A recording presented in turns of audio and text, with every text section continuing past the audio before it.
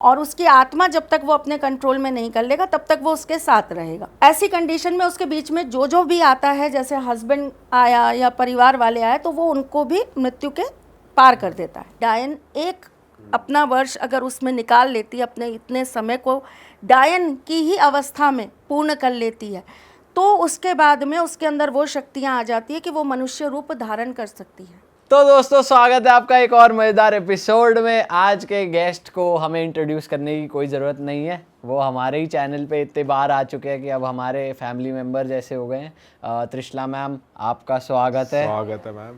और पहली बार ऐसा हो रहा है कि आज हम कोई टॉपिक डिसाइड करके नहीं बैठे हैं। मैम ने कहा आज मैं बिल्कुल फ्री बैठी हूँ, तुम्हें जो पूछना है वो तुम पूछ लो। और मैम जो हैं वो लास्ट टाइम हमारे पॉडकास्ट पे ही हॉरर कंटेंट, नई नई बातें, नए नए तरह के भूत पिशाच के बारे में हमें बताती रहती है, और हमारी ऑडियंस भी हॉरर कंटेंट लवर है। तो फिर जनता के लिए मैम सबसे पहले थोड़ा कुछ हॉरर से ही शुरू करते हैं, भड़कता हो जाए कुछ। आज का एक आपको एक रियल घटना बताने जा रही हूँ, और इस घटना के अंदर हॉरर जितना है उसके अंदर तंत्र उससे ज़्यादा है। एक ऐसा परिवार जिसके अंदर चीज़ें क्रिएट कराई गई और उनको ये अनुभव कराया गया कि आपके घर के अंदर भूत प्रेत वास कर रहे हैं। अच्छा। हाँ, ये बहुत मिडिल क्लास एक फैमिली की बात है। उनके घर में 3 लड़कियां थी। ये मैम पुरानी बात है, अभी की है? बहुत ज़्यादा नहीं, 90s की बात है। और आपने उस समय शायद सुना हो तो एक बहुत ज़्यादा चीज़ फेमस हो रही थी। आपने स्त्री मूवी देखी? स्त्री मूवी में सब वो बाहर उस पर लिख देते थे कि कलाना। तो इसी तरह की एक चीज़ उस समय बड़ी फेमस हो रही थी कि एक औरत आती थी रात को रोटी मांगने। ये मैम हमारे यहाँ नोएडा में हुआ था कि प्याज और रोटी मांगती है जब हम छोटे थे। हाँ, तो वो रोटी मांगने आती थी, और अगर आपने रोटी दे दी तो भी आपके घर में कोई घटना घटेगी, और अगर आपने दरवाज़ा नहीं खोला तो भी आपके यहाँ पर कोई ना कोई घटना घटेगी। मतलब दोनों ही तरीके से आप अगर गए, आ गई तो फिर घटना घटेगी। हाँ, तो उसको बचाने के लिए लोगों ने अपने घर के बाहर छापे लगाने चालू किए थे। मेहंदी के छापे, हल्दी के छापे, सिंदूर के छापे, और कुछ लोगों ने तो गोबर के भी छापे लगाए थे कि अगर ऐसा करते हैं तो वो नहीं आती। फिर वो अचानक से वो चीज़ ख़त्म हो गई। कुछ तंत्र शास्त्र के अंदर ऐसा कहा जाता है कि चुड़ैल एक उम्र के बाद मनुष्य रूप धारण कर लेती है। और वो मनुष्य रूप धारण करने के बाद, जहाँ मैंने पढ़ा था इसको, वहाँ पर 7 साल लिखा था कि 7 साल के बाद कुछ समय का उनको मौका मिलता है जिसमें वो मनुष्य रूप धारण कर लेती है, और उतने समय के अंदर वो मनुष्य की तरह ही आपके सामने बैठ सकती हैं, आपके साथ चल सकती हैं, आपसे बात कर सकती हैं, आप उनको देख सकते हो, वो आपको देख सकती हैं। जब ऐसी कोई एंटिटी या ऐसी कोई चीज़ अपने आप को मनुष्य रूप में लाना चालू कर देती है और लोगों को डिफरेंस पता लगना बंद हो जाता है, तब ऐसी घटनाएं सक्रिय हो जाती हैं। कुछ लोगों ने मिथ भी बोला इस बात को, अंधविश्वास भी बोला, कुछ ने बोला कि ये कोई गैंग है वो कर रहा है। चलिए, जो भी था, उस समय ये चीज़ बहुत सक्रिय हुई थी। उसी समय की बात है, एक परिवार, मध्य वर्गीय परिवार, और उनके घर के अंदर 3 लड़कियां थी। तो उनकी बड़ी लड़की के लिए वो लोग लड़का ढूंढ रहे थे शादी करने के लिए। आप जगह बता सकते हो कौन सी जगह? राजस्थान, हमारे राजस्थान में ही था। और उन्होंने अपनी सबसे बड़ी लड़की के लिए वर ढूंढना स्टार्ट किया। तो आजकल तो देखिए बहुत सारे तरीके हैं, ऑनलाइन आप यहाँ से निकाल लीजिए। उस समय ऐसा कुछ नहीं होता था। लोग कहते ही थे, अच्छा आपकी नज़र में कोई अच्छा परिवार हो तो बताना, कोई अच्छा लड़का हो तो बताना। इसी तरीके से बातें चल रही थी। उनके पास में एक व्यक्ति आता है, आप मीडियोकर कह सकते हैं उसे, हमारे यहाँ तो उसको हम लोग पंडित उसमें ही कैटेगरी में रखते हैं। वो उधर के बच्चे की भी कुंडली ले आता है, आपके बच्चे की भी कुंडली ले जाता है, और फिर दोनों को मैच करा के आप दोनों को मैच करवा देता है। तो उस तरह का एक व्यक्ति आया उनके यहाँ पर, और उनको बोला कि ठीक है जी, मैं ये 3-4 लड़कों की कुंडली लाया हूँ, आप अपनी लड़की की कुंडली दीजिए, मैं मैच कर लेता हूँ। ठीक है, उन्होंने अपनी लड़की की कुंडली दी। तो उन्होंने कहा कि इस लड़की के साथ तो एक बहुत बड़ा साया है, और आपके घर में ही है, आपको पता नहीं चल रहा? बोले नहीं, बिल्कुल नहीं पता लग रहा, आभास ही नहीं हो रहा, कोई चीज़ ही नहीं हो रही हमारे घर में, तो कैसे पता चलेगा? तो बोले इसका मतलब ये अभी आप लोगों के लिए कोई भी अरेस्ट नहीं चाह रहा, बुरा नहीं चाह रहा। बुरा नहीं चाह रहा आपका। तो बोले ठीक है महाराज, बताइए क्या करना है? तो बोले अगर ये साए के साथ ये लड़की अपने ससुराल चली जाए, ऐसा कहा जाता है कि जैसे जिसके ऊपर जिन्न होता है या जिसके ऊपर प्रेत होता है, अगर उसके फेरों के साथ वो साथ चला गया तो फिर वो उस लड़की का जीवन भर के लिए साथी है, वो उसको छोड़ेगा नहीं। मतलब उसकी शादी उससे हो गई है। हाँ, और उसकी आत्मा जब तक वो अपने कंट्रोल में नहीं कर लेगा तब तक वो उसके साथ रहेगा। ऐसी कंडीशन में उसके बीच में जो जो भी आता है, जैसे हस्बैंड आया या परिवार वाले आए, तो वो उनको भी मृत्यु के पार कर देता है। तो उन्होंने उनको ये सारी बातें बताई, तो नेचुरल बात है कि उनको डर लग गया, बहुत डरे वो लोग। ठीक है, उन्होंने बोला देखो आपके घर में ना जंग बहुत लग रही है, और ये जंग लगने का मतलब होता है ये लोग आपके घर के अंदर अपना वास बनाते जा रहे हैं। इनके आने के कुछ संकेत होते हैं, जैसे कि आप बार बार घर से दीमक को हटाएंगे और दीमक बार बार आपके घर में लगेगी, तो ऐसा कहते हैं कि नेगेटिव एनर्जी आपके घर के अंदर प्रवेश कर रही है और रहने के लिए रास्ता बना रही है। होता है ऐसा सच में कि दीमक बार बार आ रही है? तो हाँ होता है, लेकिन उसके अंदर एक चीज़ नहीं होती है, फिर वहाँ पे एक छोटा सा स्टार लगाना पड़ेगा, टर्म्स एंड कंडीशन अप्लाई। एक केवल दीमक नहीं है, दीमक तो फिर आपके ग्रहों के कारण भी लगती है। वही सेम चीज़ उन्होंने बोली कि आपके घर के अंदर जो है जंग लग रही है लोहे के सामान को। अब एक मिडिल क्लास जो व्यक्ति होता है उसके यहाँ कुछ ना कुछ सामान तो डम्ड पड़ा ही रहता है, रख ही लेते हैं, पुराने कूलर ही रख लेते हैं कि चलो अगले साल इसको तैयार करा के करेंगे। अचानक से स्ट्राइक हुआ, हाँ बिल्कुल रखा है, उसमें जंग भी लग रही है। जबकि हमारे एस्ट्रोलॉजी के अंदर ऐसा कहते हैं कि ये जंग लगने का कारण होता है जब आपकी कुंडली के अंदर चंद्र शनि का संबंध बनता है। चंद्रमा क्या? पानी, शनि क्या? लोहा। जब चंद्र शनि आपस में मिले, चाहे कैसे भी, तो वो आपके, और एस्ट्रोलॉजी को अगर हम वास्तु के साथ जोड़ेंगे, एस्ट्रो वास्तु करेंगे, तो वहाँ भी सेम कॉन्सेप्ट आ जाता है कि अगर आपका चंद्र और शनि एक साथ में मिल गया तो आपकी लोहे की चीज़ों को जंग लगनी चालू हो जाएगी। ये एस्ट्रोलॉजी कहती है। उन्होंने उस चीज़ को कैसे दिखाया कि ये जो चीज़ है वो आपके घर के अंदर धीरे धीरे अपनी पकड़ बनाती जा रही है। अब आप जब किसी व्यक्ति को ये विश्वास दिला देना कि उसके घर के अंदर कुछ है, तो रात को चाहे 10 बार चूहा इधर से उधर घूम रहा होता है, आपको उस समय नहीं पता लगता कि कोई आहट आ रही है, लेकिन जब आपके दिमाग में वो चीज़ बैठा दी जाती है तो वो आपको लगने लगता है हाँ कुछ आया तो था, कुछ आवाज़ तो सुनी थी, कोई चीज़ तो थी। अब उनकी वो चीज़ें जो है वो दिन पर दिन बढ़ती जा रही थी। तो उन्होंने 10-15 दिन बाद उनको बुलाया कि सही कह रहे हो महाराज, हमें भी अब ऐसा नज़र आ रहा है, हमें भी ऐसा लग रहा है, हमारे साथ भी ऐसी चीज़ें हो रही हैं। ठीक है, उन्होंने कहा एक काम करते हैं, अपन एक जगह है वहाँ चलते हैं और आपकी बेटी के ऊपर ये सारी जो भी चीज़ें हैं इसको अपन उतरवाते हैं। तो उन्होंने कहा ठीक है जी, चलिए कहाँ चलना है? वो उनको एक तांत्रिक के पास लेकर गए। उन्होंने कहा कि आपकी बेटी जो है इसके ऊपर श्राप है, इसके ऊपर एक जिन है जिसकी वजह से इसके जीवन के अंदर बहुत कठिनाइयाँ और परेशानियाँ आएंगी, और अगर इसका विवाह हो गया तो विवाह के बाद वो इसके पति की मृत्यु कर देगा। तो माँ बाप ने कहा बताइए इसका सॉल्यूशन क्या होता है, कैसे सॉल्यूशन किया जाता है? तो उन्होंने बोला कि इस चीज़ के लिए एक सबसे बड़ी चीज़ होती है योनि पूजा। थोड़ा बहुत लोगों को नॉलेज है कि सबसे बड़ा तंत्र का गढ़, अपन ने भी डिस्कस किया था, सबसे बड़ा तंत्र का गढ़ कौन है? कामाख्या धाम। तो वही सेम चीज़ उस समय दिमाग में एकदम से क्लिक हुई कि हाँ सबसे ज़्यादा तंत्र जो है वहीं होता है, तंत्र का वो सबसे बड़ा गढ़ है और वहाँ पर भी जो है योनि की पूजा की जाती है। तो ठीक है भाई, योनि शुद्धिकरण किया जाएगा। योनि शुद्धिकरण कैसे किया जाएगा आपको मैं बताऊंगा। एक कलर के वस्त्र पहनकर आपकी बिटिया को इस दिन आपको हमारे यहाँ लेकर आना पड़ेगा।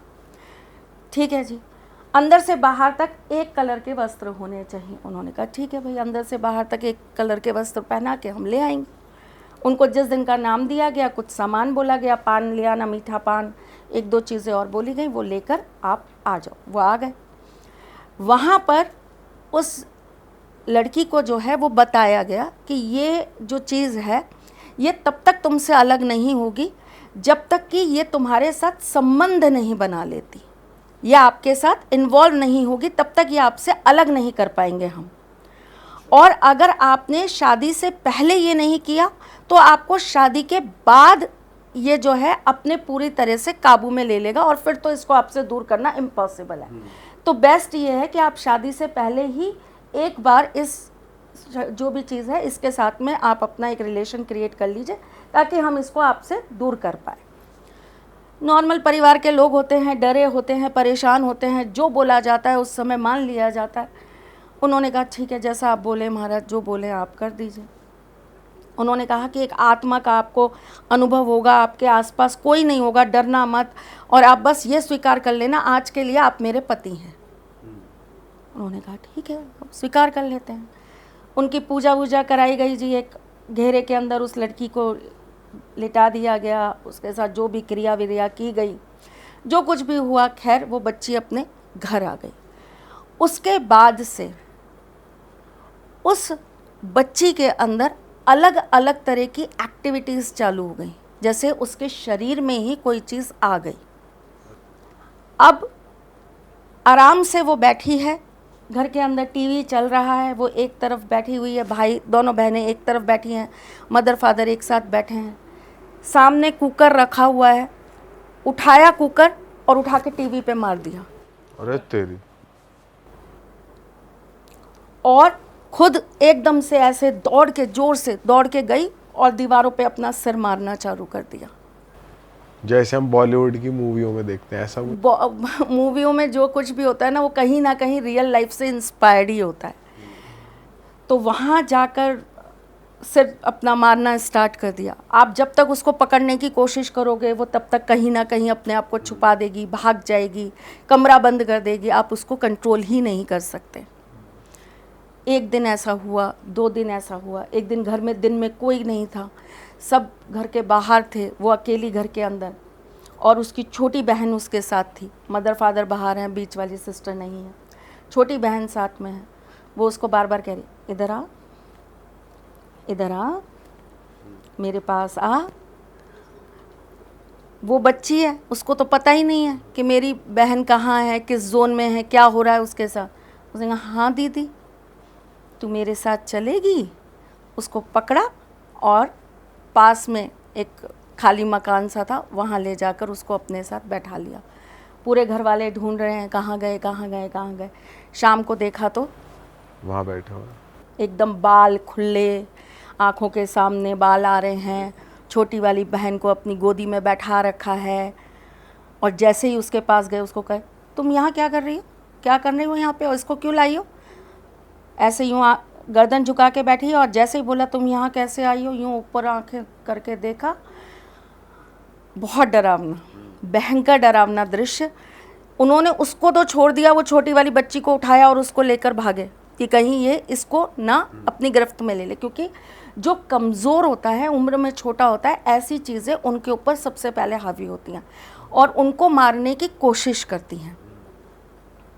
जब ये चीज़ बहुत चलती रही तो उनको 2-4 जगह बताई गई कि आप वहाँ ले जाइए, कुछ मज़ार हैं वहाँ ले जाइए, मेहंदीपुर बालाजी ले जाइए, इसके ऊपर जो कुछ भी है वो हटेगा। सौभाग्य से उनको एक ऐसा व्यक्ति मिल गया जो इन चीज़ों में बहुत एक्सपर्ट थे और हमारे ही परिवार के कोई सदस्य थे। तो उन्होंने बोला कि इस बच्ची के ऊपर कुछ भी नहीं था, कोई भी चीज़ नहीं थी। वो जो तांत्रिक था जिसके पास आप इसको लेकर गई और जिसने ये बोला कि इसकी योनि पूजा करनी है, उसने अपनी शक्तियों को बढ़ाने के लिए किसी आत्मा को इसके साथ वो कर्म करने के लिए छोड़ दिया, क्योंकि उस आत्मा की शर्त होगी उस तांत्रिक से कि जब तक आप मुझे ये नहीं दोगे तब तक मैं आपके कर्म नहीं करूँगा। और अब वो जो आत्मा है उसका पूरा कंट्रोल इस बच्ची के ऊपर आ चुका है और वो इसको नहीं छोड़ेगी। और तांत्रिक की भी थोड़ी अपनी सिद्धियां, पावर्स बढ़ गई हैं। वो बढ़ गई, उसको जो काम कराना था वो उसने करवा लिया। पर जैसे उसने बोला था कि 1 दिन के लिए ही शादी होगी, वो सिर्फ बातें, वो सिर्फ एक कहानी उसके सामने रखी गई थी, ऐसा कुछ नहीं था। वो अपना कार्य सिद्ध कर रहा था। बट क्या फिर वो उसने वो जिन या जो भी था वो उस लड़की के शरीर में ट्रांसफर कर दिया था? बिल्कुल ट्रांसफर कर दिया। ट्रांसफर नहीं, आपने किसी को सौंप दिया। अब उसके लिए वो उसकी पर्सनल प्रॉपर्टी है, उसको चाहिए वही था। अगर आपसे कोई भी भूत प्रेत पिशाच, अगर जब इन आत्माओं से आप कोई काम करवाना चाहते हैं या आप इनको जब अपने कंट्रोल में लाते हैं तो ये आपसे कुछ मांगते हैं, इनकी डिज़ायर्स होती हैं। हमें ये पीना है, हमें शराब पीनी है, तो वो शराब पीनी है आपको, फिर उनको शराब देनी पड़ेगी। एंड वो लिटरली पीते हैं? वो लिटरली पीते हैं। अगर हम खाली बॉटल ऐसे छोड़ाएंगे तो वो सुबह वो आपको वहीं उसी समय आपका तिया पाचा करेंगे। अच्छा, वो बहुत ख़तरनाक चीज़ होती है।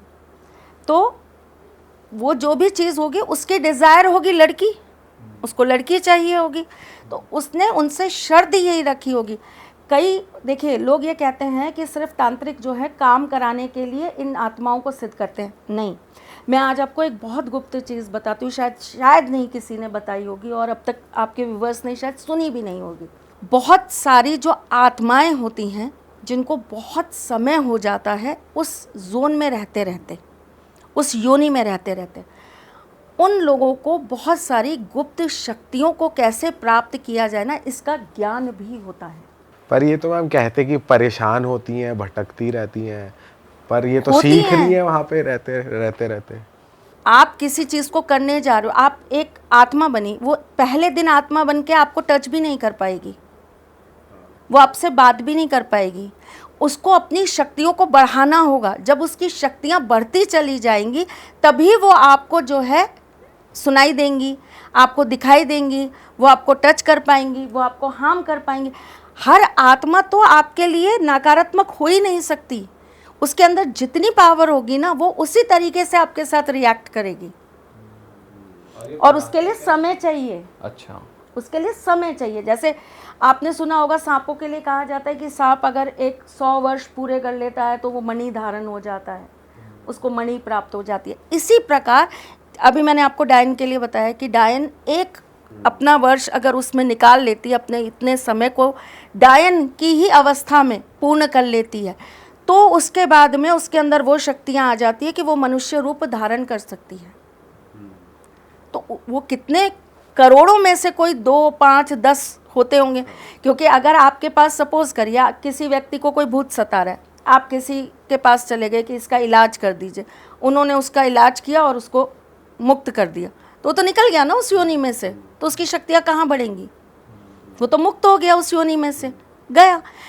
ऐसा व्यक्ति, ऐसी आत्मा जो मुक्त ही नहीं हो पा रही, फंसी हुई है, जो फंसी हुई है, और उसकी जो एनर्जीज हैं, उसकी जो शक्तियाँ हैं वो बढ़ती चली जा रही हैं, बढ़ती चली जा रही हैं, बढ़ती चली जा रही हैं। तो उसको बहुत अच्छी से पता है कि कौन सी चीज़ कैसे सिद्ध हो सकती है।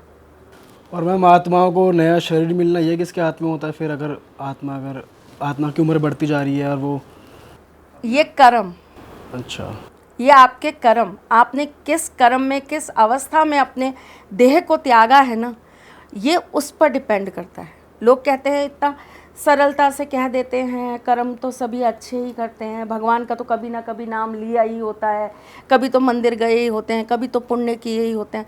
ये 1 या 2 दिन का संचित पुण्य नहीं है जो आपको उस योनि में ले जाएगा, या पाप नहीं है जो आपको उस योनि में ले जाएगा। ये बहुत आपकी तपस्या है पुरानी, ना जाने कितने जन्मों का आपका पाप संचित हो गया, तब जाकर आपको वो चीज़ मिली। छोटे छोटे पापों का भुगतान तो आप अगले जन्म में यूं ही कर लेते हैं।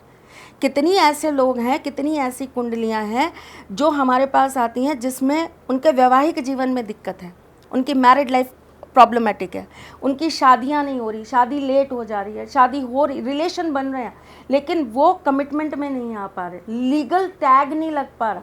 रीज़न क्या है? आपके पिछले जन्म में कहीं ना कहीं आप किसी की शादी तोड़ने का कारण बने थे। ये मेजर पापों में आती है चीज़। मेजर पाप और माइनर पाप तो कैसे काउंट करें? वो तो ईश्वर के पास ही लिखा हुआ है कि वो कौन सा मेजर है और कौन सा माइनर है। पाप पाप ही है ना। हम अपने मन वचन कर्म से किसी के लिए भी कुछ गलत करेंगे तो वो गलत ही है। गलत की कोई परिभाषा नहीं है ना। आपने किसी की अच्छी खासी लाइफ में, सपोज करिए 2 जने हैं, उनके बीच अच्छा खासा अफेयर चल रहा है, आप बीच में गए, दोनों के बीच मिसअंडरस्टैंडिंग क्रिएट कर दी, उनका रिलेशन तुड़वा दिया।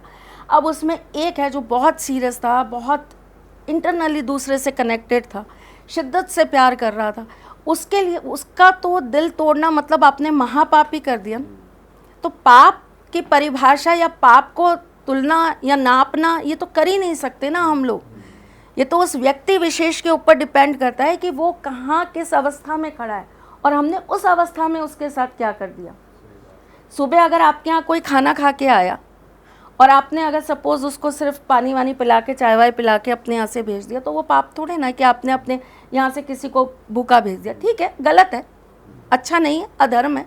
आए हुए व्यक्ति को खाना वाना खिला के ही आपको मेहमान को भेजना चाहिए, लेकिन वो पाप नहीं है। लेकिन अगर कोई बहुत महीनों से भूखा है या बहुत दिनों से भूखा है और वो आपके यहाँ आया और आपने उसको खाना नहीं खिलाया, तो ये तो फिर पाप ही है ना।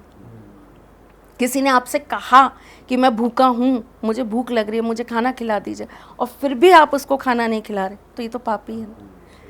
तो आप नाप तोल नहीं सकते कि पाप कहाँ बड़ा होगा कहाँ छोटा होगा। वो तो तोलने के लिए वही बैठे हैं, उनकी निगाहें हैं हम पे। और बाकी एस्ट्रोलॉजी के अंदर उन्होंने अपने 2 ग्रह छोड़ रखे हैं ऐसे, जो सारे दिन आप पे दृष्टि रखते हैं कि भाई तुम क्या पुण्य कर रहे हो, क्या पाप कर रहे हो। एक तो हमारे शनि महाराज सबसे पहले वो बैठे बैठे आंकलन करते रहते हैं आपने क्या पुण्य किया, क्या पाप किया। और दूसरे केतु महाराज वो बैठे बैठे देखते रहते हैं, अच्छा तुम्हारा पाप का घड़ा भरा, लो राहु संभाल लो अब इनको। तो हर तरीके से हमें तो एस्ट्रोलॉजी पता है, तो हम तो एस्ट्रोलॉजी में समझा पाएंगे ना। तो इस तरीके से उस बच्ची के साथ चीज़ें भयंकर घटने लगी। अब उनसे पूछा गया इसका तोड़ क्या है, तो उन्होंने बोला इसका कोई तोड़ नहीं है, इसका तोड़ है ही नहीं। लड़की मतलब फ्री हो ही नहीं सकती, फ्री हो ही नहीं सकती, वो तो इसको लेकर जाएगा ही जाएगा। बस आपको इतना करना है कि आपको इसे अपनी दोनों लड़कियों से दूर कर देना है, वरना वो उनको भी लेके जाएगा। फिर उसके बाद क्या बात हुई फिर? मतलब वो वैसी ही रहती हैं? आश्रम में छोड़ा उनको, एक आश्रम था वहाँ छोड़ा, जो उन्होंने ही बताया कि आप वहाँ ले जाइए, वहाँ छोड़ दीजिए। काफ़ी साल तक रहे, फिर शारीरिक कष्ट बहुत बढ़ने लग गए, गुजर गई वो। ले गया, एंटिटी ले गई मतलब। मैम बट जैसे आपको तंत्र की इतनी नॉलेज है, तो ऐसा मतलब ऐसा भी तंत्र है जिसका कोई तोड़ ही नहीं है, या हर तंत्र का कुछ तो तोड़ होगा? मतलब पॉजिटिव एनर्जी ऐसा नहीं है बेटा कि हर तंत्र का तोड़ नहीं है। देखिए बीमारी एक तो सबसे पहले सही समय पर पकड़ आ जाए। आज के डेट में सबसे बड़ी प्रॉब्लम क्या होती है, अगर आप किसी को बोलते हो ना कि आपके साथ ये दिक्कत है, तो वो पहले तो मानने को तैयार नहीं होते। मैं आपको रिसेंटली अभी कम से कम ऐसे 5 से 7 केसेस मेरे ही आंखों के सामने हुए दिखा सकती हूँ। सर के क्लाइंट्स थे, सर ने बोला आपके पास समय नहीं है, आप बिल्कुल इस चीज़ को टालिए मत, ये चीज़ आपको बहुत परेशान कर जाएगी। नहीं सुना, नहीं ठीक है, और 2 जनों को दिखाया होगा और 4 लोगों के पास गए होंगे, तब तक खबर आती है जी हमारी तो बिटिया की डेथ हो गई, जी हमारे घर में तो गुजर गए। डिसीजंस लेना बड़ा मुश्किल हो गया है। और फिर सबसे बड़ी बात यह है विश्वास करना। आज के डेट में यही नहीं पता कि भैया कौन रक्षक है और कौन भक्षक है। आप सही किस व्यक्ति के पास जाएंगे जो हमारा हल निकाल देगा, आप किस व्यक्ति से हेल्प लेंगे। अब वो तो बेचारे अपनी बेटिया का समाधान ही कराने गए थे, उन्हें क्या मालूम था कि वो अपनी बिटिया के लिए मौत लिखवा के ला रहे हैं। तो ये भी एक बहुत बड़ा टास्क हो जाता पर है। मैम ये तो पता ही नहीं चल सकता ना कि हाँ, नहीं लग सकता, कैसे सच में पता नहीं, लगा इंसान? ये नहीं लग सकता। कि ये कौन तो बहुत सही है और कौन गलत है। ये बहुत डिफिकल्ट टास्क है कि कौन सही है कौन गलत है ये पता करना, ये तो बहुत डिफिकल्ट टास्क है। मुझसे भी अगर आप कहेंगे कि मैम आप ये बता दीजिए कौन सही है कौन गलत है, तो मैं भी हाथ जोड़ के कहूँगी भैया मैं इस चीज़ में मैम मैं आप कोई तो राय परख लोगे, आपके सामने कोई तांत्रिक आए और आपको बोला जाए कि परखो इनको कि ये सही डायरेक्शन में ले जाएंगे या फिर आपका यूज़ करेंगे। मेरे सामने आएंगे ही नहीं कोई तांत्रिक, पक्की बात है, बिल्कुल पक्की बात है। क्योंकि कहीं ना कहीं मुझे ऐसा हमेशा अनुभव होता है, और ये मेरी लाइफ का अपना पर्सनल एक्सपीरियंस भी है। मेरे साथ हमेशा ठाकुर जी चलते हैं, और जहाँ भी तांत्रिक तो बहुत बड़ी बात हो गई, जहाँ भी ज़रा कुछ नेगेटिविटी का भी अनुभव होता है ना, ठाकुर जी मुझे उठा कर पटक देते हैं दूर। आप ये देखिए मेरे कितनी ऐसी वो होती हैं अपनी कंसल्टेंसीज जिनको मैं मना कर देती हूँ कि ठाकुर जी ने मना कर दिया, मेरी आपकी बात नहीं हो पाएगी। हालांकि ठीक है, वो इस बात को समझ नहीं पाते हैं कि इन्होंने किस बेस पे मना कर दिया। वो ये कहते हैं आपको पहले बताना चाहिए था कंसल्टेंसी लेते वक्त। जो कंसल्टेंसी ले रहा है उसके साथ ठाकुर जी नहीं उतना काम कर रहे, उसको इतना अनुभव नहीं है। होता तो वो मेरी जगह होता, वो वहाँ पे बैठ के कॉलिंग नहीं ले रहा होता। आप जब मेरे पास आए तो मुझे आदेश आया कि नहीं, हमें नहीं बात करनी। नहीं करनी मतलब नहीं करनी, भाई आप अपना पैसा रिटर्न लीजिए और आप जाइए, नहीं बात कर सकते। वो गुस्सा भी होते हैं, भड़कते भी हैं इस बात पे कि आप अब क्यों वापस कर रहे हो, इतना वेट कराने के बाद वापस कर रहे हो। लेकिन ठीक है, कोई चीज़ ऐसी ज़रूर होगी जो आपके मेरे बीच में गलत कर रही होगी। एक बहुत छोटी माइनर बात बता रही हूँ, तो तांत्रिक तो बहुत बड़ी चीज़ हो गई। अभी मेरे पास एक बच्चा है, हालांकि ठीक है अभी मैंने उसको होल्ड पे डाल रखा है, मना भी नहीं करा है, हाँ भी नहीं करा है। उनकी मेरी कंसल्टेंसी थी, ठाकुर जी ने मुझे दिखाया कि ये किसी शमशान में जाकर कुछ करके आए हैं। सुसु करके आए? बच्चा नहीं, कुछ करके आए हैं। बच्चा नहीं है, अच्छा खासा इंसान है, कुछ बड़ा मतलब आदमी। क्या सिद्धि करके या अच्छा कुछ वैसे पावर्स लेना चाह रहा था? हाँ हाँ। तो उनका मेरे साथ में अपॉइंटमेंट था, उनकी मेरी बात होनी थी। तो ये आपको ऐसे क्लियर दिखता है क्लियर दिखता है। कि शमशान में बैठा है कैसे एक मतलब बंदा vision और आता दिख है रहा है? मेडिटेशन में ठाकुर जी साफ, एकदम साफ दिखा देते हैं कि कुछ गड़बड़ है। तो उस व्यक्ति का मुझसे बात होना था, मैंने उनको बोला आज बात नहीं होगा, अपन 2 दिन बाद बात करेंगे। बड़ा अच्छा व्यक्ति, उसने मुझे साफ बोला ठीक है माँ, जब आप फ्री होंगे तब बात करिएगा, कुछ कंप्लेन नहीं करा। 2 दिन बाद बेचारे ने एज़ यूजुअल फिर मुझे मैसेज करा, माँ आज बात करोगी? मैंने कहा नहीं बेटा, अपन 4-5 दिन बाद बात करेंगे। मेरे को ये लग रहा था मैं इसको बोलूँगी कहीं इसको बुरा ना लग जाए कि ये मेरे को एकदम से ऐसे बोलने लगे। फिर मेरे से रहा नहीं गया, मैंने उसको एक वॉइस मैसेज भेजा। मैंने कहा मैं आपसे एक रिक्वेस्ट कर रही हूँ, आप प्लीज़ अपनी अपॉइंटमेंट कैंसिल करा लो और पैसे रिटर्न ले लो, क्योंकि ठाकुर जी मुझे दिखा रहे हैं कि जिस एनर्जी के साथ आप काम कर रहे हो ना, वो मेरे साथ चल नहीं पाएगी। और आपके और मेरे बीच में एक बहुत बड़ा डिस्टेंस है जिसे मैं तोड़ नहीं सकती। आप जिस चीज़ के साथ जा रहे हो मैं वहाँ खड़ी नहीं हो सकती और वो चीज़ मेरे पास नहीं आ सकती, तो आपकी मेरी बात हो ही नहीं पाएगी। उसने बड़े प्यार से और बड़ी सरलता से मुझे एक मैसेज करके कहा, माँ अपॉइंटमेंट तो कैंसिल नहीं करूँगा, आपको जितना वक्त लेना। हाँ मैं गया था, मैं आपसे झूठ भी नहीं कह रहा। उसने स्वीकारा कि मैं गया था और मैं किसी के साथ गया था, उन्होंने मुझे कुछ बताया था करने के लिए, मैं कर आया हूँ। लेकिन इस बात को एक बहुत लंबा समय हो चुका, 2 महीने बीत चुके हैं। आप जितना समय चाहो ले लो, मैं अब उन चीज़ों से बाहर आ गया हूँ और मुझे बिल्कुल सात्विकता के साथ कार्य करना है। आपको जितना समय लेना है आप ले लीजिए, आपको लास्ट में मुझे लेना ही है, ये समझ लीजिए। मैं कैंसिल नहीं करूँगा। अब मैंने उसको बहुत बार समझाया कि बेटा नहीं हो पाएगा, नहीं हो पाएगा, वो भी नहीं मान रहा है। ठीक है, होल्ड पे अभी रखा हुआ है, देखो क्या पता ठाकुर जी क्या दिखाना चाहते हैं और क्या करवाना चाहते हैं उसके लिए। हो सकता है शायद उसके लिए कोई सही रास्ता निकलना हो, तो उस दिन बात हो जाएगी उसकी मेरी। पर वो चूँकि जानकार था तो उसने इस चीज़ को समझा भी, वैल्यू भी की और रिस्पेक्ट भी दी। कोई अभी नॉर्मल होता ना तो 2 मिनट में 4 बातें और सुनाता, अपने माथे और पाप को बढ़ाता और अपने गुरु को और बर्बाद करता, हमें क्या कि वो इस चीज़ की रिस्पेक्ट नहीं करते। आप सही और गलत का फैसला तब कर पाएंगे जब आपका अटूट विश्वास अपने ईश्वर के साथ होगा। अगर आपको ये पता है ना कि ईश्वर आपके साथ हैं और आप अपने ईश्वर के साथ हैं, तो आप गलत ट्रैक पर जा ही नहीं पाओगे। कहीं ना कहीं वो आपके लिए वो रास्ता निकाल ही देंगे जहां आपको सही व्यक्ति मिल जाएगा।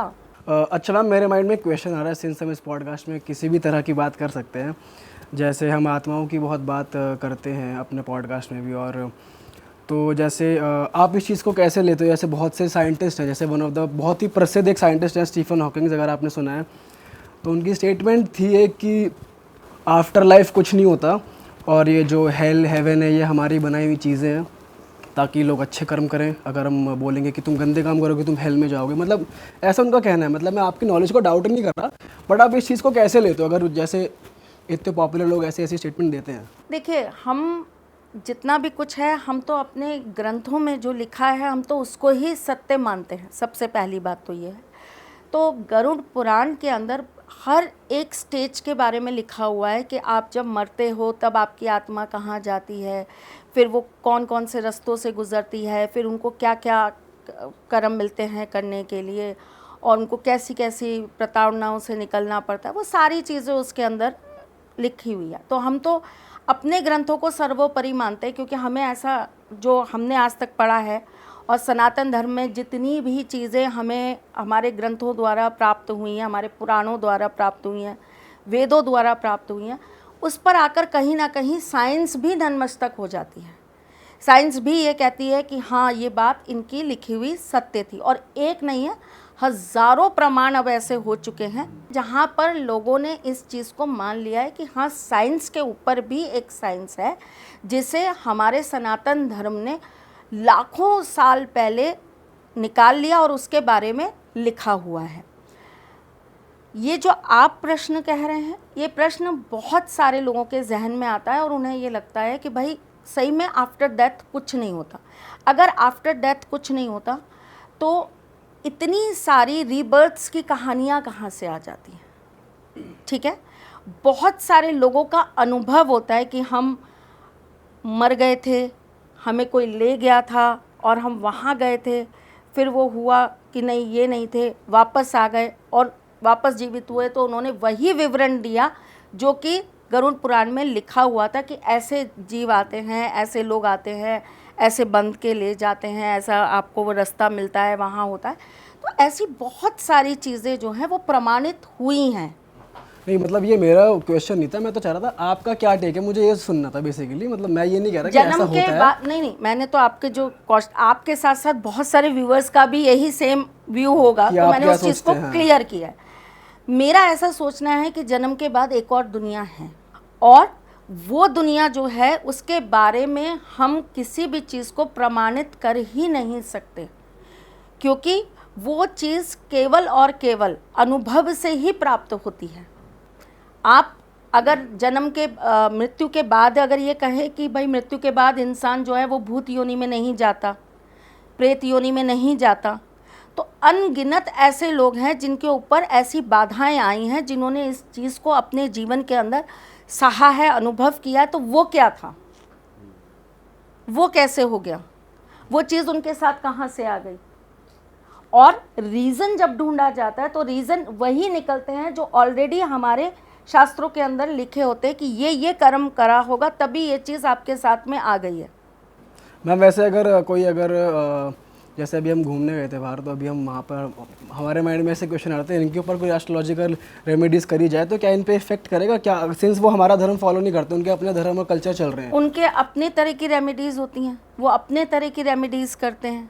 अच्छा, अगर हम लोग अगर उनकी डेट ऑफ बर्थ जानकर उनकी हमने कुंडली बना दी, और हमारी चीज़ें फॉलो उनको करना चाहिए ना, वो हमारी चीज़ें फॉलो करेंगे तब वो चीज़ उनको लगेगी।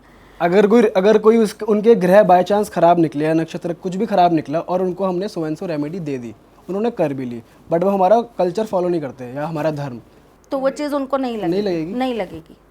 उनको हमारी कुछ चीज़ों को मानना ही पड़ेगा। जैसे अगर हमने कोई रेमेडी दी है कि आपको 21 दिन ये कार्य करना है, तो 21 दिन के उस कार्य को करने के लिए आपको वो नियम फॉलो करने पड़ेंगे, चाहे आपने पूर्वार्ध में वो चीज़ ना करी हो।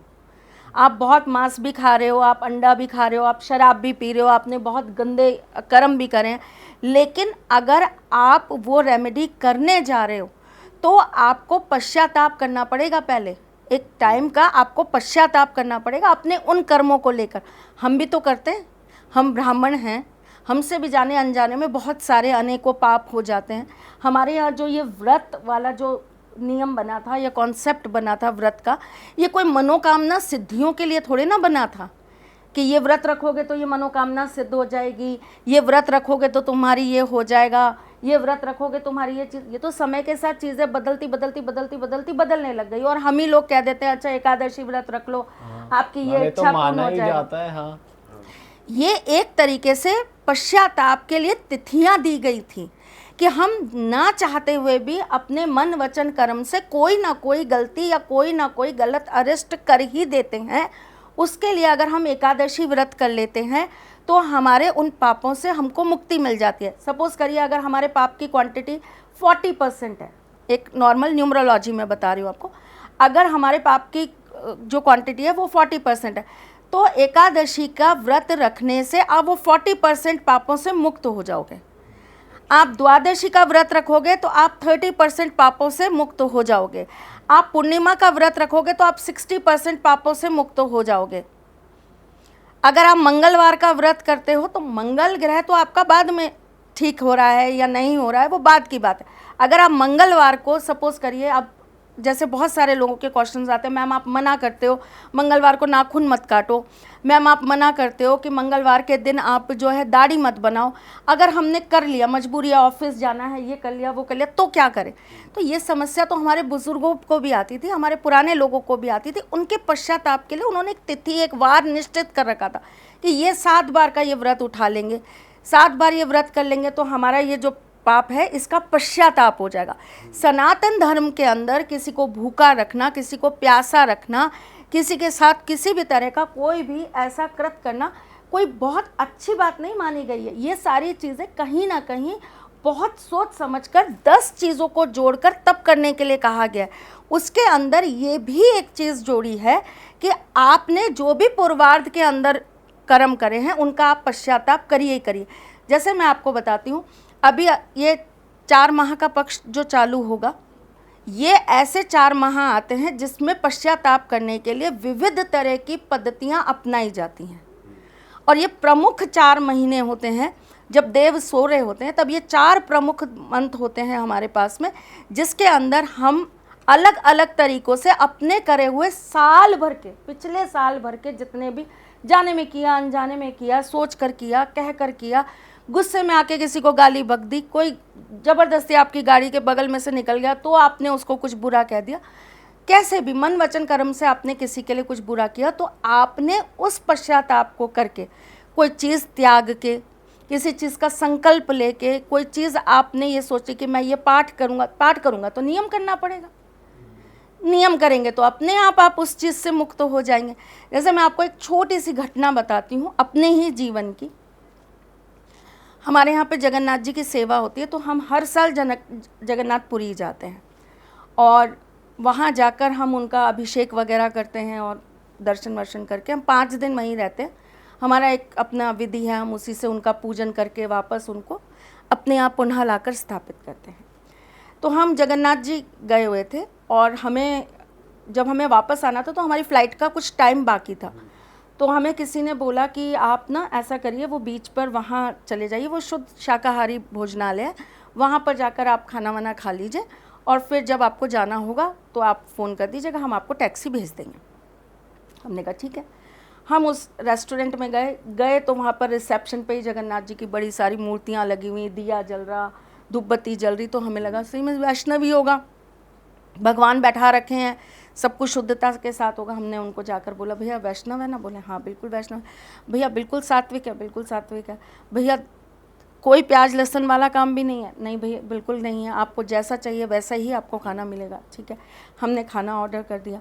हमारे जस्ट बगल में एक कपल बैठा हुआ था, उसका व्रत था, तो उन्होंने बोला कि हमारा भी व्रत है, आप आराम से, क्योंकि वो वहीं के लोकल थे, तो उनको ऐसा लगा हम परेशान हो रहे हैं, तो उन्होंने हमें बोला कि नहीं आप बैठ जाइए, हमारा भी व्रत है, हम भी इसीलिए यहाँ खाना खाने आए कि यहाँ पे सात्विक खाना मिलता है। हमने कहा ठीक है, हम बैठ गए। 10 मिनट बाद हमारे पीछे वाली सीट पर कोई आकर बैठा और उन्होंने जो है आकर उनको बिरयानी ऑर्डर किया कि बिरयानी चाहिए करके। हमारे खाने आने में थोड़ा सा समय था, हम लोग बैठे हुए थे, उनका खाना पहले सर्व हो गया और वो जो कपल था उनका खाना सर्व हो गया। वो बिरयानी जब वो खाने लगे तो सामने हमारे बिल्कुल आफताब बैठा हुआ था, तो आफताब ने देखा और बोला मैम उठो। मैंने कहा क्या हुआ? बोला मैम आप यहाँ से चलो। मैंने कहा हुआ क्या ये तो बता। तो इसके सर थोड़ा सा गुस्से, क्यों मैम को कहाँ लेके जाना है तुझे? मैम चलो कर रहे हो, क्या हो गया? बोले सर मैम को ले जाओ यहाँ से। तो ऐसे उन्होंने पीछे मुड़ के देखा तो वो जो बिरयानी थी वो नॉनवेज थी। आप विश्वास नहीं करोगे, हमें काटो हमारे अंदर खून नहीं, और हमारी जो हालत हुई है, हम वहीं पर इतनी बुरी तरीके से रोना चालू हो गए सारे जने, जैसे हमारे पूरे जन्म का जो होता है ना, किसी ने पुण्य खींच कर निकाल दिया, ख़त्म कर दिया, हमें शून्य में ला कर खड़ा कर दिया। हम लोग भागते हुए बाहर गए, जैसे सांस नहीं आ रही, दम घुट रहा है हमारा। हम बाहर गए, निकल के बाहर जाकर खड़े हुए, सब जने रो रहे हैं, सब परेशान हो रहे हैं कि ये क्या हो गया, क्या हो गया। गलती से ही सही, लेकिन पानी की बोतल तो हाथ लगा ली उस जगह की। हमारे लिए तो वो भी एक तरीके से बहुत बड़ा पाप हो गया। खैर चलिए, वहाँ एक दो जनों को बोला, वहाँ के जो मेन वो थे उनको फ़ोन किया, तो उन्होंने बोला कोई बात नहीं मैम, यहाँ तो ये सब कॉमन है, यहाँ तो जनेऊ बदल लेते हैं और फिर वापस से वो कर लेते हैं। तो आपके भी पंडितों को बोल दीजिए, मतलब घर के उनको बोल दीजिए मेल्स को कि जनेऊ बदल लेंगे अपना, और गंगा जल वगैरह आप ले लीजिएगा। और अंदर से आत्मा नहीं मानी। आप विश्वास करिए, पानी का एक घूंट हमारे घर में अगर एक छोटा बच्चा भी था ना, तो उसके भी गले से नहीं उतरा। हम लोग सीधा एयरपोर्ट पे उतरे, घर आने की बजाय हमने वहीं से गाड़ी की और हम सब के सब हरिद्वार। और 45 दिन मेरे घर के अंदर अन्न नहीं बना, और डेली पंचगव्य पिया गया, डेली पंचगव्य पिया गया। पंचगव्य मतलब गाय का गोबर, गोमूत्र, वो सब मिलाकर पंचगव्य तैयार होता है, उसको रोज पिया गया और 45 दिन का पश्चाताप करा गया। पर आपने तो कुछ खाया भी नहीं था, तो हमारे सिर्फ लिए बैठने से कि हमारे लिए तो वही हमारे जीवन का सबसे बड़ा पाप था। मैम वैसे देखा जाए, आप हमारे सनातन धर्म में भी बहुत से लोग हैं जो ठीक है ड्रिंक भी कर रहे हैं, चिकन भी खा रहे हैं, वो बेटा वो अब जैसे आपको मैं वहीं का बताती हूँ ना, जैसे उन्होंने बोला कि उनके लिए वो चीज़ कॉमन है, वो उस चीज़ को नहीं मानते, लेकिन हम जिस चीज़ को मानते आए, हमारा जो अपना कल्चर है, हमने जिस चीज़ को जीवन भर माना है, हम अपने ठाकुर जी को जिस तरह का भोग देते हैं हम वही भोग खाते हैं। ठीक, बहुत सारे ऐसे मंदिर हैं जहाँ पर देवी को प्रसाद ही इसी चीज़ का चढ़ता है और लोग उसको प्रसाद को ग्रहण भी करते हैं। बहुत सारी जगह देवी को मांस चढ़ाया जाता है और उसके बाद में वही खाया भी जाता है। तो देखिए, हर जगह का अपना अपना एक कल्चर है। हमने जहाँ जन्म लिया, हम जिस घर में आए, हमें जिस तरह के बचपन से जो संस्कार मिले, हमने जिस चीज़ को फॉलो किया है, हम लोग तो प्याज लहसुन भी नहीं खाते, हम किसी दूसरे के घर का नमक तक नहीं खाते। मेरी शादी हो चुकी है, मैं अगर अपनी मम्मी के घर जाकर भी खाना खाती हूँ ना, तो मैं उसके बदले में उनको कुछ ना कुछ दूंगी। क्यों? क्योंकि मेरे को उनके घर का नमक का कर्जा भी नहीं चढ़ाना, जबकि मैं तो उसी घर की बिटिया हूँ। वो तो मेरे घर आके नहीं चढ़ाएंगे, लेकिन मैं भी उनके घर जाकर नहीं चढ़ाऊंगी। तो हमारे यहाँ अपने पूजा पाठ के कुछ नियम हैं जो हमारे यहाँ बंधे हुए हैं। ये आपको अपने पूर्वजों से मिलता जाता है। हर घर का अपना एक ट्रेंड है, अपने हर घर का अपना एक नियम होता है। अब हमारे यहाँ शादी ब्याहों के नियम अलग हैं, आपके यहाँ बिल्कुल अलग होंगे। है तो हम भी सनातनी, आप भी सनातनी, पर हर इंसान अलग अलग चीज़ों को फॉलो कर रहा होता है। तो जब फॉरेनर्स को भी हम ऐसी कोई रेमेडीज़ बताते हैं, तो हम उनसे ये कहते हैं कि एक टाइम पीरियड तक आपको शुद्धिकरण और पश्चाताप करना ही पड़ेगा। आप उस रिचुअल के लिए रेडी हैं तो आप ये हमारी चीज़ों को फॉलो कर सकते हैं और आप ये कार्य कर सकते हैं। अगर आप नहीं कर सकते, आपको पता है कि हमारा तो काम ही नहीं चलेगा, हम तो नहीं खाएंगे ऐसी चीज़ें, तो हम सर्वाइव ही नहीं कर पाएंगे। अब मेरे पास, आप फॉरेन में कहाँ जा रहे हैं, आप इंडिया में ही देखिए ना, मेरे पास बहुत सारे ऐसे सेलिब्रिटीज़ हैं जो ये कहते हैं कि मैम हम तो वेजिटेरियन हो नहीं पाएंगे क्योंकि हमें जिम जाना होता है, हमें अपनी डाइट को उसी तरीके का रखना होता है, तो हमारे लिए तो बड़ा मुश्किल है कि हम प्योर वेजिटेरियन हो जाएं। हम बाहर का कुछ ना खाएं, हम बाहर का पानी भी ना पिएं, हम बाहर का जूस भी ना पिएं, तो हमारे लिए तो बड़ा टफ है। तो ऐसी कंडीशन में आप बीच का रास्ता निकालिए। बहुत फ्लेक्सिबल है हमारा धर्म, बहुत फ्लेक्सिबल। उसका वहाँ पर कहीं ना कहीं दूसरा तरीका भी होता है। आपकी चीज़ें, आपका कृत आपके बिहाफ पर कोई दूसरा कर रहा होता है और आपको उसके नियमित उस व्यक्ति को जो भी उसका उतना खाना पीना रहना सोना जागना जो भी है, आपके ही उसके हिसाब से वो चलेगा। आपको उसका भुगतान करना होता है और कुछ चीज़ों का त्याग करना होता है। अगर कोई खा रहा तो उसका भुगतान वो भरेगा, पश्चाताप तो करेगा ही, उसके नाम का करेगा, डेफिनेटली करेगा। ये जो 4 वर्ग बनाए गए थे हमारे यहाँ, इनके अलग अलग कर्म रखे गए थे, जिसमें ब्राह्मणों का यही कर्म रखा गया था कि दूसरों के कृत को उतारने के लिए ब्राह्मण अपनी पूजा पाठ से, अपने वेद मंत्रों से, अपनी चीज़ों से उस चीज़ को हटाने का कार्य करेगा। पर एट द एंड उसी इंसान को नहीं करना पड़ेगा कि भाई वो नहीं, करेगा तभी? नहीं, वो करेगा। वो अपना सब कुछ जो है, अपना भार जो है वो ब्राह्मण को दे रहा है ना, और संकल्प दे रहा है कि अब ये मैं तो नहीं कर सकता। अब सपोज करिए हमारे यहाँ पर ऐसा बोला गया है, महामृत्युंजय जाप करने से आई हुई बड़ी से बड़ी मृत्यु का काल भी टल जाता है। ठीक है, हमारे सनातन धर्म में एक कहानी भी है कि जो है महामृत्युंजय करा था जाप तो जीवन बच गया था, है ना। संजीवनी बूटी, उसी से निकलता है एक मृत संजीवनी मंत्र, एक मृत संजीवनी क्रिया भी होती है। वो ऐसी अवस्था में की जाती है जब डॉक्टर्स ये कह देते हैं कि अब इसके पास 24 घंटे बचे हैं, 48 घंटे बचे हैं, 72 घंटे बचे हैं, तब उस कंडीशन में उस व्यक्ति के नाम से वो क्रिया या वो मंत्र का जाप करके उसको बचाने के लिए ब्राह्मण जो है अपना पुण्य पूरा का पूरा अर्पित करता है। ठीक, ऐसी ही चीज़ के अंदर अब जो हॉस्पिटल में पड़ा है, जो आईसीयू में है या जो वेंटिलेटर पे पड़ा है, वो व्यक्ति क्या करेगा? आप उसको कौन सी मेडिसिन है जो दे देंगे जिसके अंदर किसी पशु का या किसी पक्षी का या किसी जीव का चर्म नहीं होगा, रक्त नहीं होगा? कितनी मेडिसिन ऐसी हैं। चलिए आज तो मैं नॉर्मल हूँ, टच भगवान की कृपा से मैं बहुत स्वस्थ हूँ। आज आप मुझे कहिए कि मैम आप ये मेडिसिन खाएंगे, मैं कहूँगी नहीं, बिल्कुल नहीं, इसके अंदर बहुत सारी चीज़ें। लेकिन अगर कोई बीमार व्यक्ति है और उसको हमको सही करना है तो हमें उसको फिश ऑयल देना ही पड़ता है ना। तो फिश ऑयल की अगर कोई कैप्सूल मैं किसी को बीमार व्यक्ति को दे रही हूँ तो मैं उससे कैसे ये कह सकती हूँ कि ये आप पाप के अंतर्गत कर रहे हो ये कार्य, अब आपकी पूजा नहीं हो सकती या आप ये रेमेडी नहीं कर सकते। वो अपना कृत, अपना भार जो है वो ब्राह्मण को दे देता है और ब्राह्मण जो है नियम संयम के साथ अपना भी करता है और उसका भी करता है। मतलब उसके भी पापों का पश्चाताप करेगा, उसके भी कर्मों का पश्चाताप करेगा, और चूंकि वो जो कर्म है वो अपने ऊपर ले रहा है, अपने लिए भी करेगा। आप कभी बहुत डेप्थ में इसके लिए मैं आपको सजेस्ट करूँगी, आप किसी कर्मकांडी पंडित को कभी, ब्राह्मण को कभी बैठाइएगा अपने पॉडकास्ट में और उससे पूछिएगा, वो आपको अच्छी से ये सारी चीज़ें बताएंगे। इसके अंदर जो एक ब्राह्मण की दिनचर्या रखी गई है ना, जो सुबह के पाठ होते हैं, जो संध्या वंदन होती है, जो गायत्री जाप होते हैं, जो नियम से उनको पाठ करना जो उनके गुरुओं द्वारा बताया गया है, जो उनकी एक शैली है कि आपको ये सुबह करना होगा, उसके बाद ये पाठ करना होगा, इसके नियमित आपको इतने जाप करने होंगे, फिर आपको शाम को ये संध्या वंदन करना होगा, आपको जनेऊ हमेशा पहन के रहना पड़ेगा, आपको इन चीज़ों का पालन करना पड़ेगा, आपको इन चीज़ों का परित्याग कर देना पड़ेगा, आपको छुट्टियाँ रखनी पड़ेगी।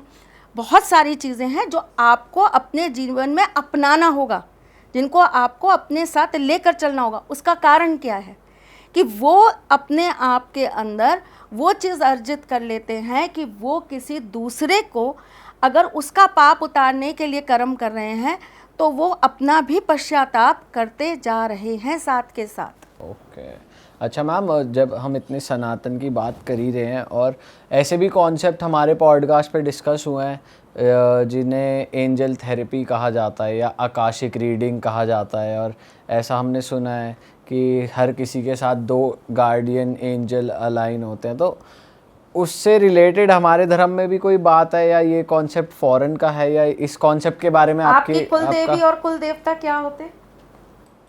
अच्छा, वही गार्डियन एंजल्स होते हैं। ओके, आपके पास हमारे सनातन धर्म में तो आपके पास पता नहीं कितनी है। फिर तो सबसे पहली क्या होती है, आप जिस कुल में पैदा होते हैं वो कुल देवी, कुल देवता, 2 तो वही हो गए आपके रक्षक। ठीक है, फिर आप जिस गांव में होते हैं, जिस ग्राम में होते हैं, उस ग्राम की देवी, उस ग्राम के देवता। फिर आप जिस राज्य में होते हैं उस राज्य के देवता, उस राज्य के देवी। तो आपके पास तो कितने हो गए। फिर आपके अपने इष्ट देव, जो हमारे पितृ होते हैं वो भी तो हमारे गार्डियन ही होते हैं। और फिर उसके बाद में आपके आराध्य, जिन्हें आप अपना आराध्य मान लेते हैं। अब मेरे आराध्य मेरे गोविंद देव जी हैं, तो आप कितने सारे उसके बीच में आप अपने आप में प्रोटेक्शन लेकर खड़े हैं। हमारे यहाँ आपने सुना होगा, हम तो बहुत इस चीज़ से एडवांस हैं, उन्होंने तो हमारा 1% लिया है। अगर आप इसको ये कहते हैं कि ये फॉरेन है, मैं तो पहली बात ये कहती हूँ ये सारी विद्या इंडिया की, मैं तो ऐसा बोलती हूँ। पर चलिए एक बारी को मैं दे देती हूँ उन्हें। तो मैं ये कहती हूँ अगर हमसे लिया भी ना तो उन्होंने 1% लिया है। आप तो ये देखिए ना, एक बच्चा हमारे यहाँ पैदा होता है तो उस बच्चे के लिए 6वें दिन तो वो छठी माई आती हैं, बच्चा हंस रहा होता है तो कहते हैं कि वो देवी आ रही है इसलिए ये हंसता है। अगर वो डर जाता है तो कहते हैं कि भय देवी आई थी इसलिए ये डर गया। तो आप देखिए ना, एक बच्चे के इर्द गिर्द जब तक वो एक अपने पूरे उस पर खड़ा नहीं हो जाता, समझदार नहीं हो जाता, वो थोड़ा ठीक नहीं हो जाता, तब तक ही हमारा धर्म कितनी सारी देवी देवताओं के साथ होने की बात करता है। अब मैं आपको इसी पे एक फिर छोटी सी एक चीज़ सुनाती हूँ, छोटी सी बात है। आपने कभी बवंडर आता देखा है? मतलब वीडियोस में देखा है। हाँ चलिए, वीडियोस में ही सही, आपने बवंडर आता देखा है? बवंडर का कलर क्या होता है? कुछ नहीं होता, जो धूल मिट्टी होती है जो उसका ही कलर दिखता है, जो चीज़ें उसमें घूम रही होती है। 5 कलर के बवंडर होते हैं, 5 रंग के बवंडर होते हैं, है ना। और जैसे आप अब उसमें कह सकते हैं light brown, dark brown, super dark brown, black, एक ग्रेइश, ऐसे करके आप 5 तरह के होते हैं।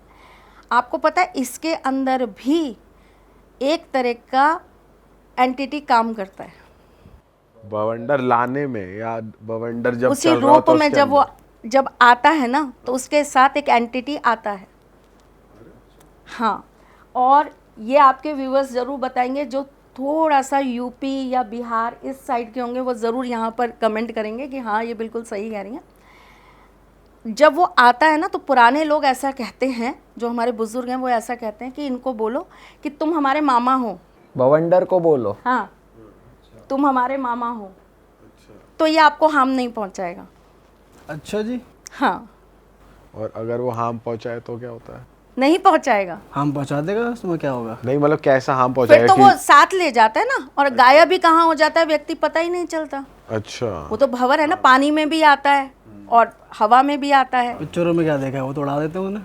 वो तो आपको ले ही जाएगा हाँ साथ। उड़ाता ही है। हाँ, हाँ, वो आपको साथ ले जाता है, तो वो तो बन के ही काली आता है ना एक तरीके से। पर पुराने लोग ऐसा कहते हैं कि आप उनको कह दो कि तुम हमारे मामा हो, तो वो आपको हार्म नहीं पहुंचाएगा। तो वो कौन सी एंटिटी होती है जो ये कहने पर रुक जाती है और ये क्या चीज़ है वो? अगर इसका आपको आंसर पता है, कुछ लॉजिकल नहीं पता, अभी रिसर्च नहीं करी, जब करूँगी फिर बताऊँगी, नहीं पता। लेकिन हमारी तो सनातन धर्म के अंदर हर एक चीज़ को जो है ना, वो कहीं ना कहीं विशेषता दी गई है।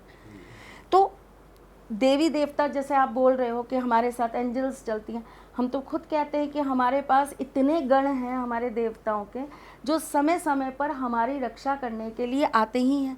हमारे यहाँ छोटी सी पूजा हो जाए तो क्षेत्रपाल पूजा कराते हैं कि क्षेत्रपाल की पूजा कराइए। चौराहे की पूजा जिसे कहते हैं, जिसे लोग बहुत कहते हैं कि ये चौराहे पे हो रखा है, वो चौराहे पे हो रखा है, वो क्षेत्रपाल पूजा है।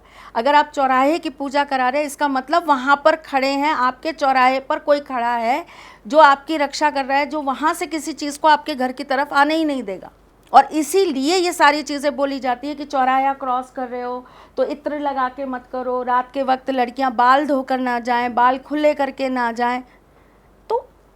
ऐसी बहुत सारे हमारे इर्द गिर्द जो है ना, हमारी प्रोटेक्शन के लिए, अब आप उनको एंजल्स कह लीजिए, आप उनको हमारी देवियाँ कह लीजिए, आप उनको जो भी नाम दे दीजिए, मैं तो ये मानती हूँ कि ठाकुर जी ने हमारे साथ पल पल पर, हर एक कदम पर हमारी रक्षा के लिए ना अपने कोई ना कोई गण छोड़ ही रखे हैं। हम उनको कितना अपने साथ मिलाते हैं या हम उनको अपने साथ कितना कर पाते हैं, ये हमारे ऊपर डिपेंड करता है। और मैम वैसे आपके हिसाब से ऐसे क्या क्या मिथ्स हैं जो इस टाइम मार्केट में चल रहे हैं, और जो एस्ट्रोलॉजर्स या जो भी लोग फॉलो करते हैं सनातन धर्म को, और कुछ अपनी चीज़ें, मतलब कुछ जो लोग बता रहे हैं, जो बात कर रहे हैं इस बारे में इंटरनेट पे, क्या क्या मिथ्स चल रहे हैं आपके हिसाब से जो आप बिलीव नहीं करते? मैं सुनती ही नहीं।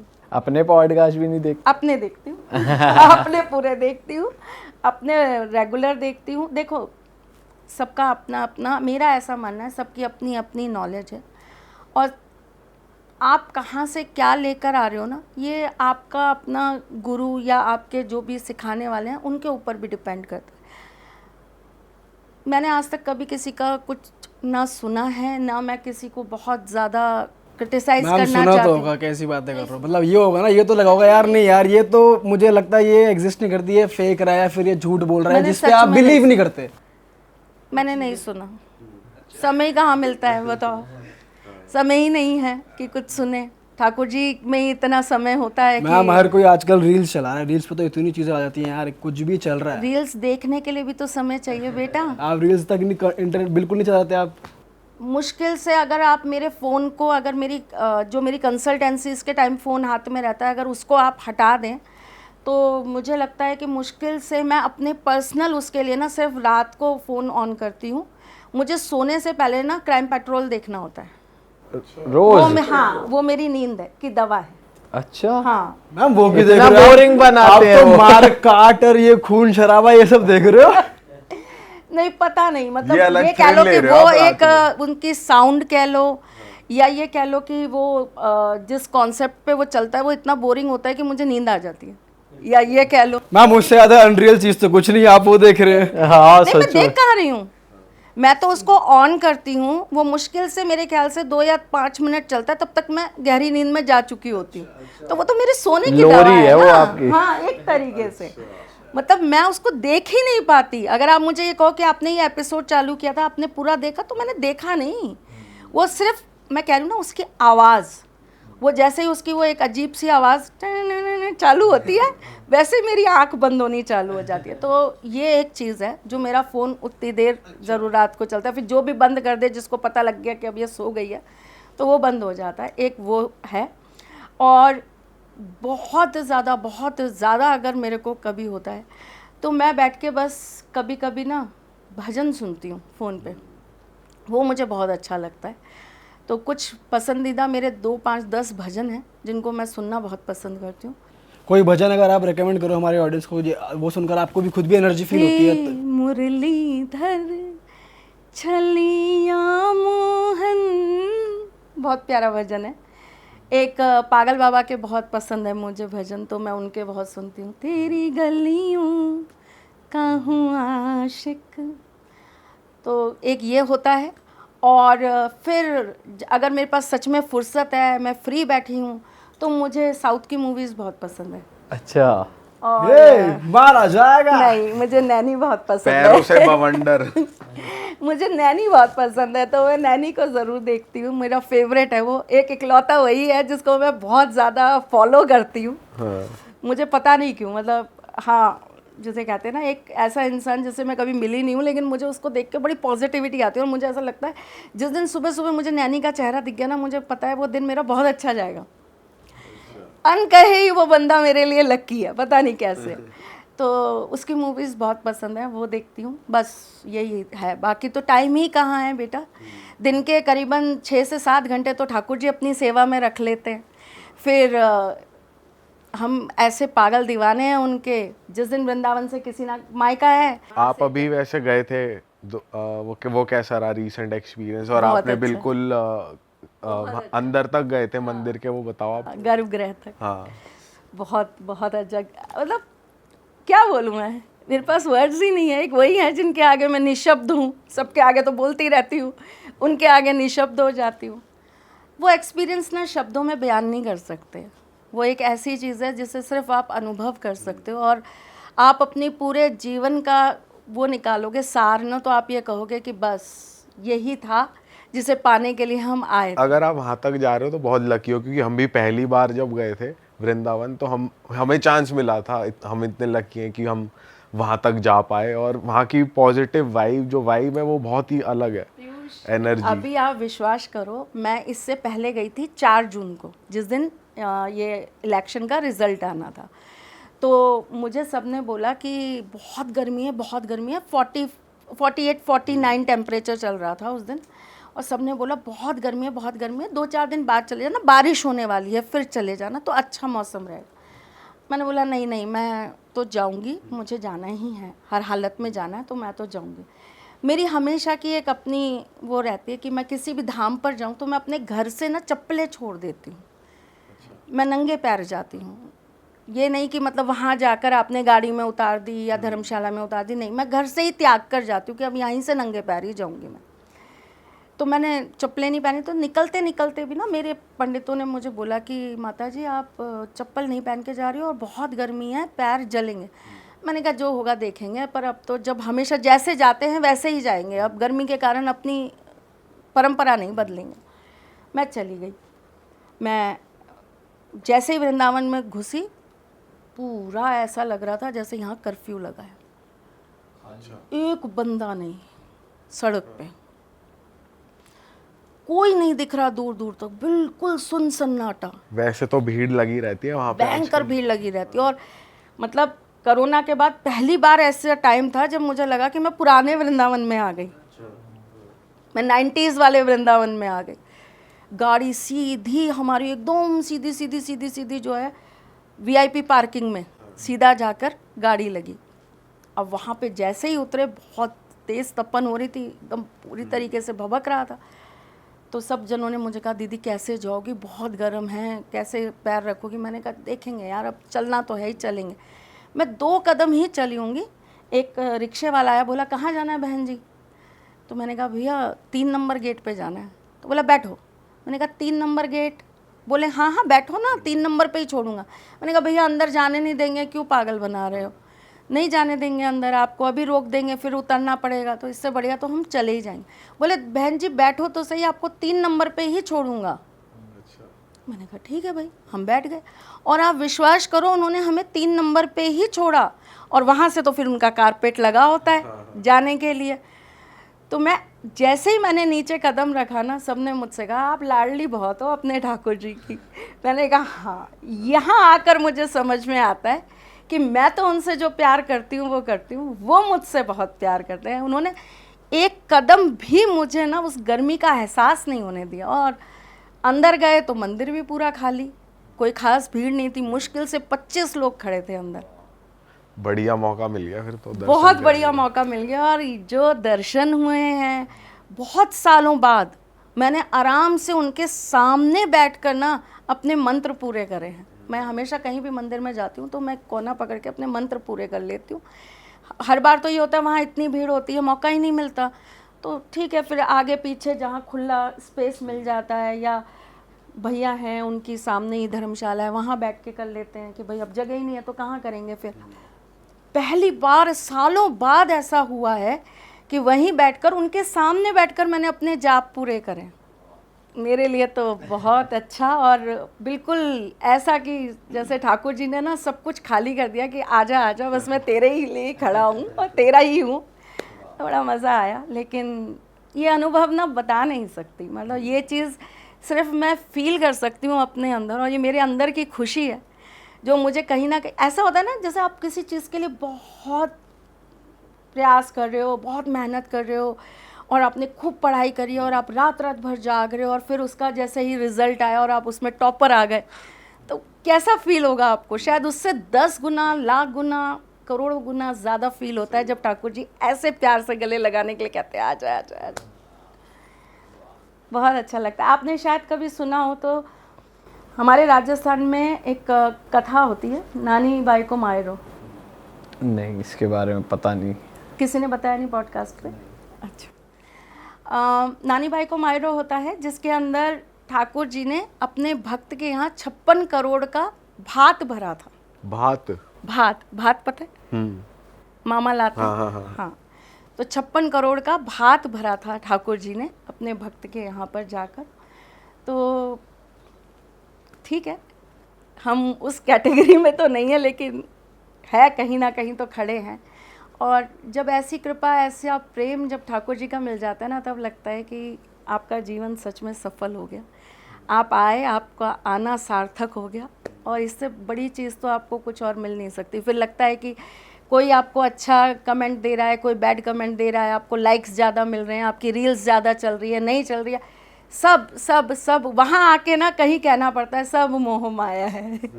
सब मोह माया है। असली तो जो सुख है ना वो ये है जो आपको मिल गया। ऑसम मैम, मज़ा आ गया आपसे बात करके। शुरू हमने कहाँ से करा था, देखो, ख़त्म हमने ठाकुर जी पे करा, तो बहुत ही बढ़िया एपिसोड हुआ है। जीवन इतना अच्छा हो जाए ना, अगर ऐसा ही होता चला जाए कि हम शुरू कहीं से भी करें पर अंत ठाकुर जी पर हो जाए, तो जीवन सार्थक हो जाए।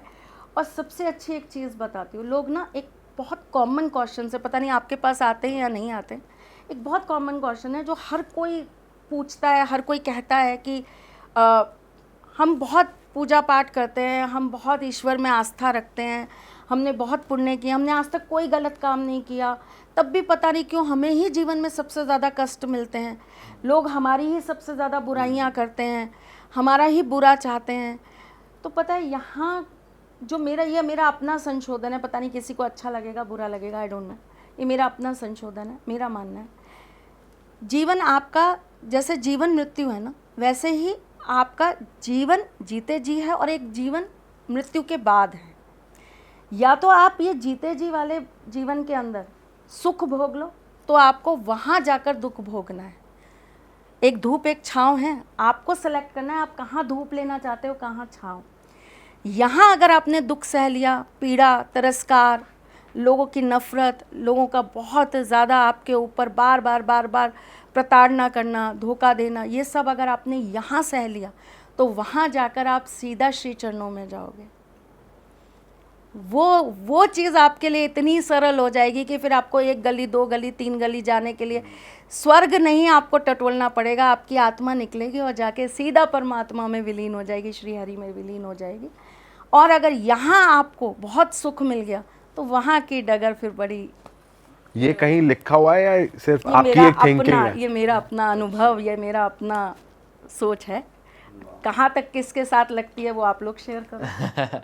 चलो दोस्तों, मिलेंगे आपसे नए पॉडकास्ट में। फ़िलहाल इस एपिसोड को यहीं ख़त्म करते हैं, और मैम से जुड़ने के लिए आपको जो भी डिटेल्स चाहिए वो डिस्क्रिप्शन में मौजूद है। मैम के यूट्यूब चैनल को भी सब्सक्राइब करिए। मुबारक हो मैम, आपके 1 मिलियन क्रॉस हो गए। Thank you. वाह, हमने भी वीडियो बना के भेजी थी। बिल्कुल मिली थी जी, बिल्कुल मिली थी। Thank you so much. तो दोस्तों, हम मिलेंगे आपसे नए पॉडकास्ट में। इस पॉडकास्ट में आपको मज़ा आया तो इसको शेयर ज़रूर करिए, अपने जानने वालों को भेजिए, अच्छी चीज़ें शेयर करा करो। और हम मिलेंगे आपसे नए पॉडकास्ट में। बिल्कुल। Bye bye, take care, bye जय हो। बाय।